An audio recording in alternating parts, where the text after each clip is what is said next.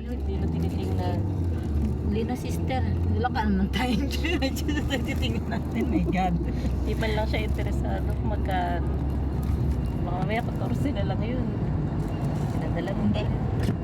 Eh doon sila, wag na muna sila doon kakain kasi may bibilhin ako dito. Kaya wag muna sila magtiis doon ang gutom. Ang dadapot yun.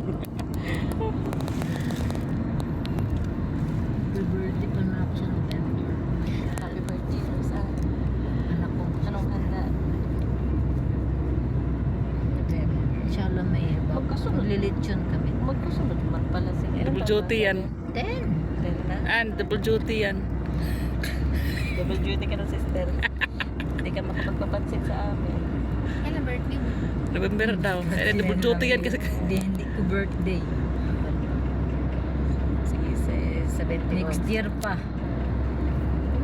Sige, Kaka-birthday lang gusto mo birthday. birthday nga ng anak ko, may pasok eh. Martes, may school. Ay, pero Uy. naman mo. Tawa ko sa anak mo. Wala pa, may pahinga pala tayo noong October. Akala ko. Di ba? Walang school. Naalala ko yung anak ko.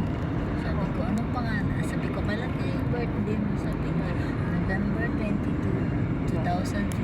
Sabi ko, Step ka lang. sabi ko, sino pa nga? Pag tinatanong ka ni Tingnan mo teacher, yung first step sa Qatar.